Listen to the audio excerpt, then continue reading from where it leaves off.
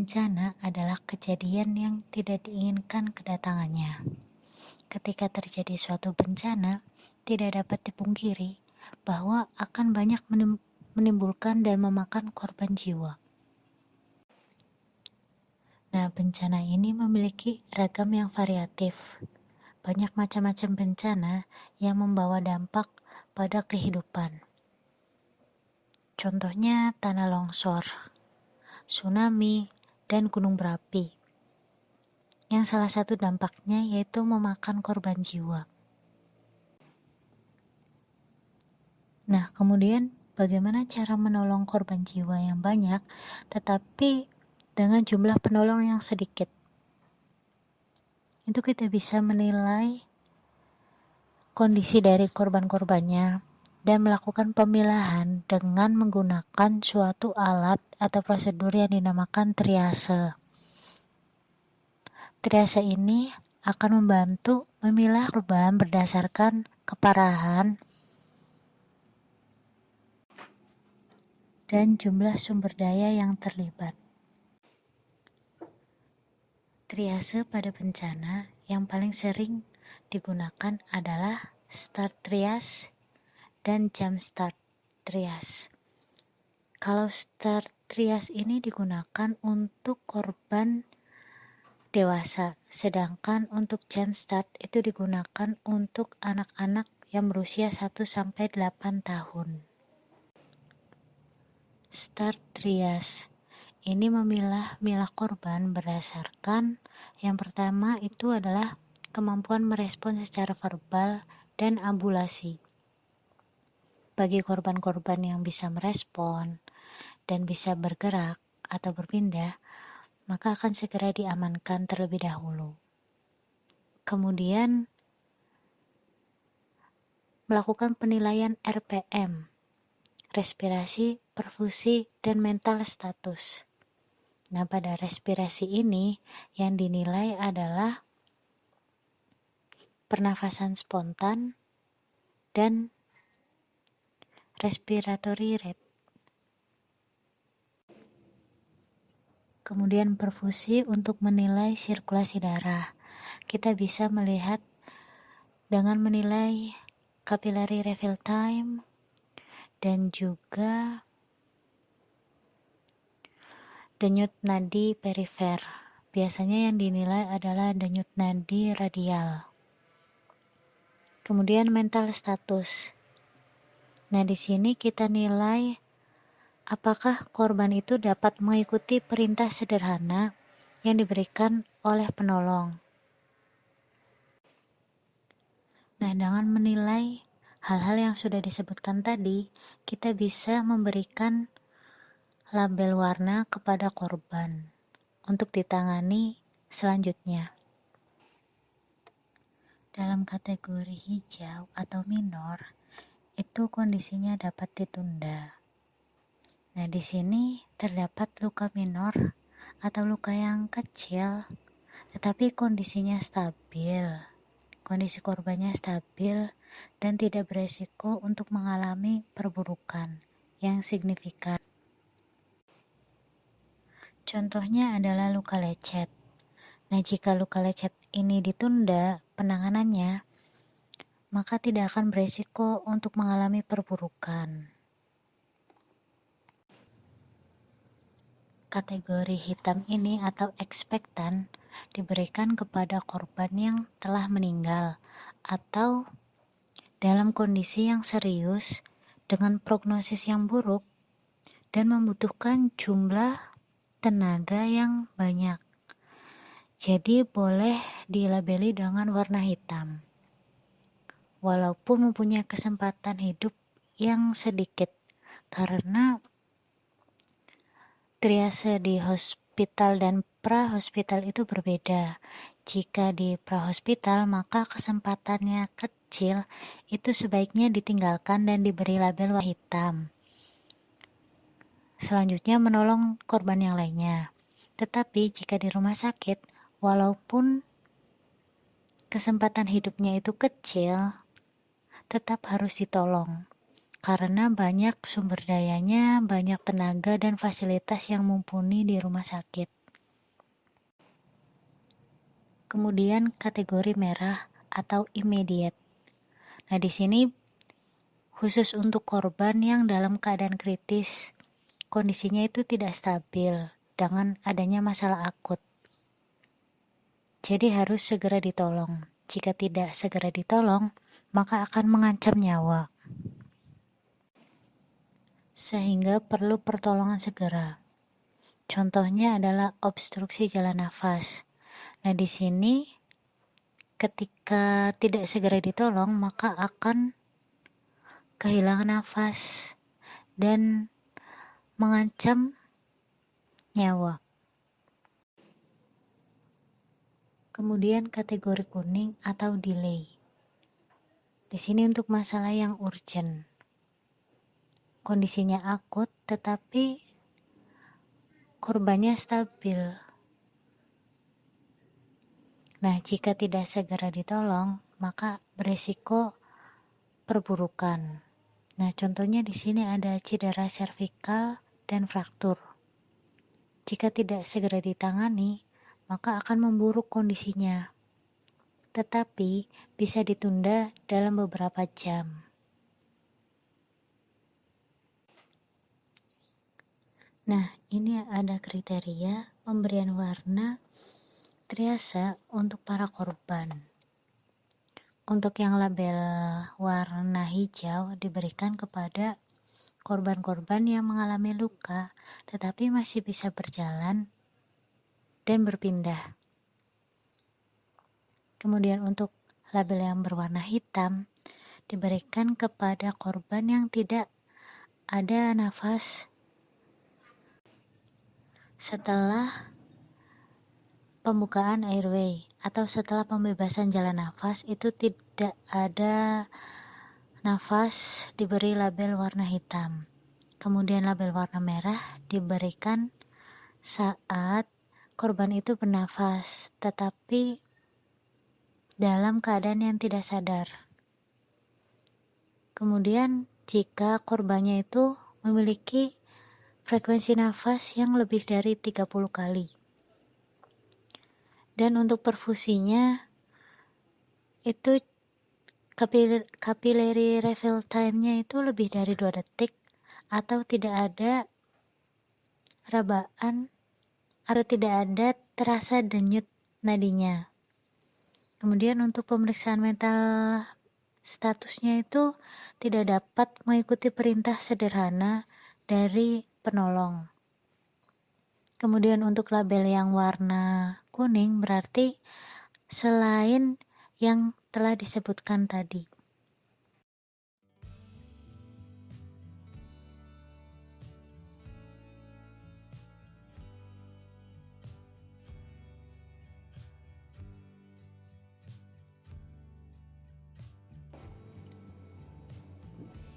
Nah, ini ada algoritma atau langkah-langkah dalam melakukan start triage.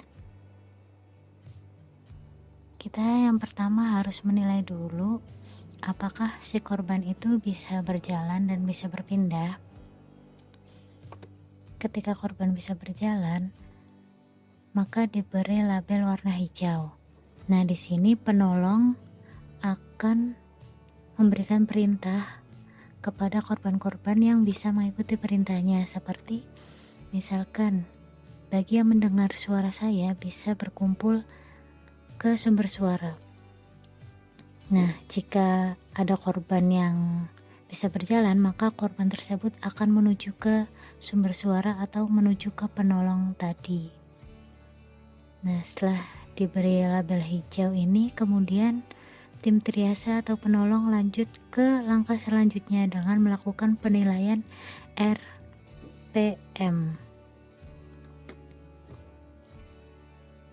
Nah, yang pertama, ketika korbannya itu tidak bisa berjalan, itu kita melakukan penilaian pernafasannya, apakah korban tersebut bernafas secara spontan atau tidak. Jika korban itu tidak bisa bernafas spontan atau tidak ada nafasnya, maka kita melakukan pembukaan jalan nafas atau memposisikan airway-nya. Nah, di sini kita bisa melakukannya dengan prosedur seperti head till chin lift atau jaw thrust untuk membuka jalan nafas. Kita bisa mengetahui apakah ada obstruksi atau tidak pada jalan nafasnya. Nah, jika setelah diposisikan airway-nya terbuka, kita lihat lagi apakah sudah ada nafas atau belum. Jika tetap tidak ada nafas atau apnea, maka kita beri label warna hitam.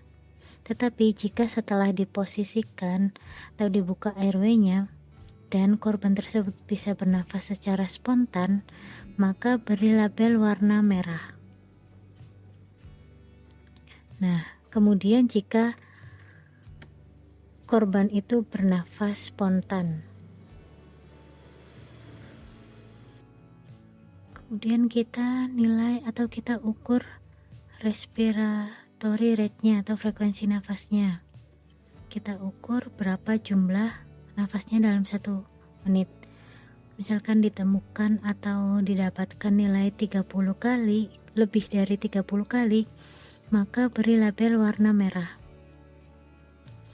Jika frekuensi nafasnya kurang dari 30 atau sama dengan 30, maka kita lanjut ke penilaian yang berikutnya, yaitu P. Di sini perfusi untuk menilai sirkulasi darah.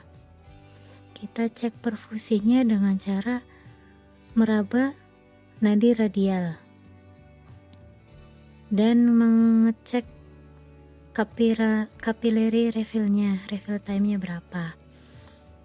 Jika nadi tidak teraba atau capillary refill time-nya itu lebih dari 2 detik, maka kita beri label warna merah.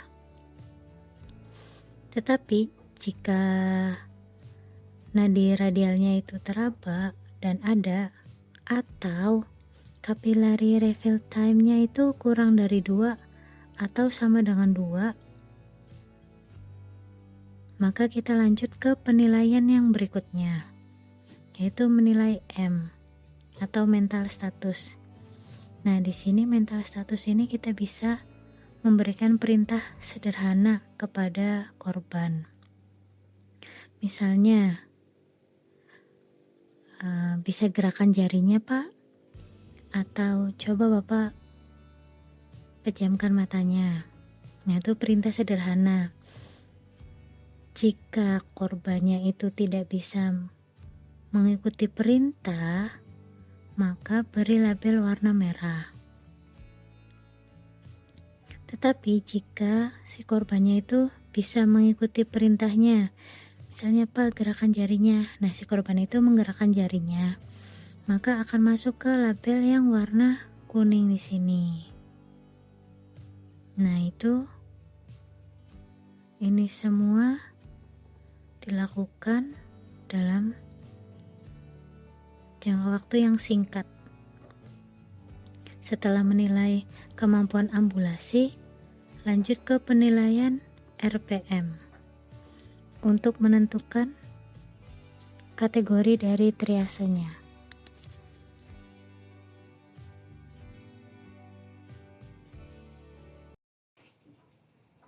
Jumpstart trias. Triase ini merupakan modifikasi dari sistem triase START dan digunakan untuk anak yang berusia 1-8 tahun. Ada perbedaan fisiologis antara anak-anak dan dewasa. Sehingga dengan menggunakan metode START yang berdasarkan tingkat pernafasannya itu 30 kali, itu tidak akan sesuai untuk anak-anak. Sehingga dimodiflah suatu metode atau triase jumpstart ini yang khusus untuk anak-anak. Mungkin tidak mudah untuk menentukan usia anak antara 1-8 tahun. Ada anak yang terlihat seperti dewasa muda. Ada juga anak yang memang terlihat seperti anak-anak. Nah, caranya bagaimana kita menentukan? Kita hanya perlu memperhatikannya saja. jika korbannya tampak seperti anak-anak, maka kita menggunakan jump start. Tetapi jika korbannya itu terlihat seperti orang dewasa muda, maka kita menggunakan start. Nah, ini algoritma dari jump start trias yang digunakan untuk anak-anak. Intinya hampir sama seperti yang start trias. Yang pertama adalah menentukan korban-korban yang bisa berjalan dan masih sadar. Nah, kita di sini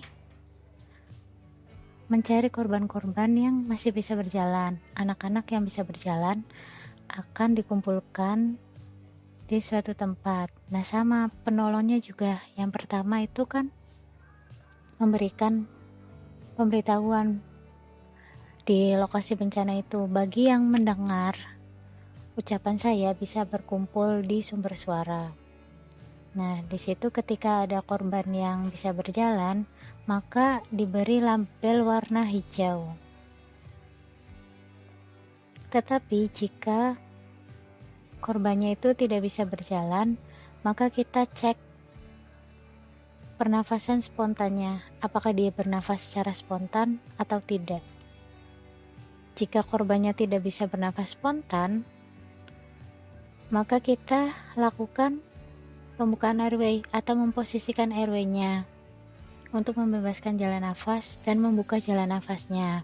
Nah, memposisikan airway ini dilakukan dengan teknik yang sesuai dengan kondisi pasiennya, misalnya til chin lift atau jauh teras atau yang lainnya. Nah, ketika sudah diposisikan airway-nya tetapi korban itu tetap tidak bisa bernafas dan tidak ada nafas spontan, maka kita lakukan perabaan denyut nadi. Jika denyut nadinya tidak ada, itu masuk ke kategori hitam. Sedangkan jika kita periksa denyut nadinya, biasanya denyut nadi yang perifer, yang radial itu teraba denyut nadinya, maka kita berikan bantuan nafas 5 rescue breathing. Ini berikan bantuan nafas sebanyak 5 kali. Itu bisa dengan mouth to mouth, dengan barrier, atau bisa juga dengan alat bantuan nafas. Nah, ketika sudah diberikan bantuan nafas tetapi korban itu tetap tidak ada nafasnya atau apnea, kita beri label warna hitam. Tetapi ketika korbannya setelah diberikan nafas buatan sebanyak 5 kali ini dia bernafas spontan, maka kita beri label warna merah. Nah, jika dari awal setelah memposisikan airway korbannya itu langsung bisa bernafas spontan, maka kita beri label warna merah. Nah, di sini ketika korbannya itu bernafas secara spontan, kita cek respirasi, kita cek frekuensi dari pernafasannya itu berapa. Nah, ini kan khusus untuk anak, maka menggunakan patokan angka 15 sampai 45 ini.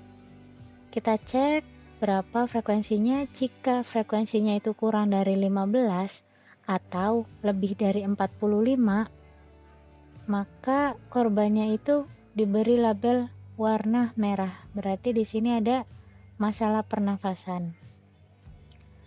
Nah, jika si korbannya itu setelah dicek respirasi rate-nya sebanyak 15 sampai 45 kali, maka kita lanjut ke langkah selanjutnya, yaitu menilai denyut nadi. Ketika sudah diperiksa denyut nadinya, itu ternyata tidak ada denyut nadi, maka kita beri label warna merah.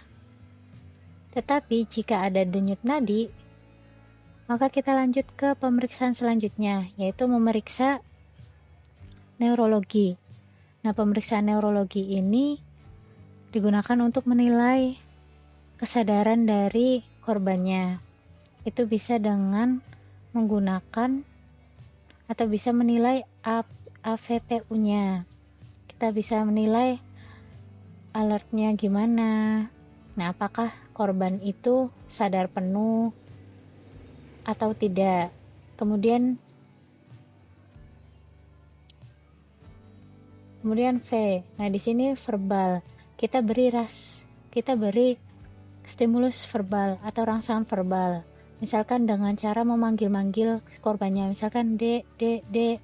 Nah, apakah si korbannya itu langsung respon atau tidak dengan stimulus verbal itu.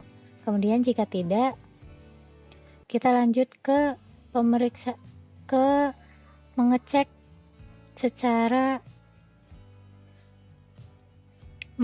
tes nyeri.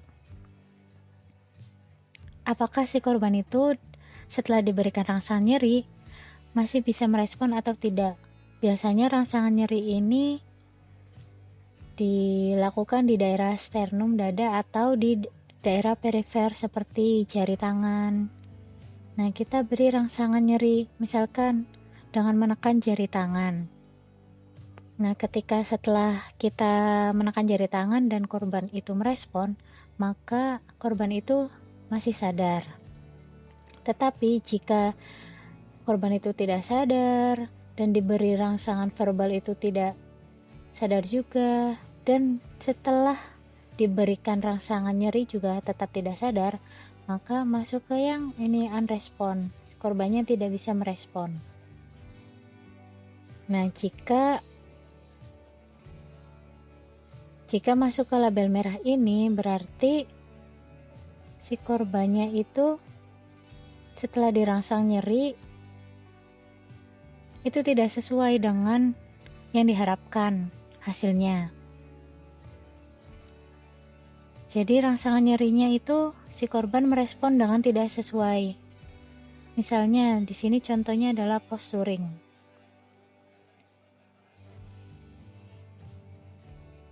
Nah, posturing ini yaitu mempertahankan suatu postur yang melawan gravitasi secara aktif dan spontan. Jadi tidak sesuai dengan yang diharapkan. Harusnya kalau diberi rangsangan nyeri, si korban itu harus menjauhi dari rangsangan nyeri itu. Kemudian jika korbannya juga tidak respon atau ini yang U, maka langsung diberi label warna merah. Tetapi jika setelah diberikan atau setelah dinilai apakah korban itu sadar dan setelah diberikan rangsangan verbal itu dia masih bisa merespon atau masih sadar, dan setelah diberikan rangsangan nyeri juga responnya itu sesuai. Contohnya di sini dengan memberikan rangsangan nyeri itu menjauhi dari stimulus nyeri. Nah, di sini berarti sesuai dengan ketentuannya bahwa ketika dirangsang nyeri itu akan menjauhi dari stimulus nyerinya itu, maka diberi label berwarna kuning.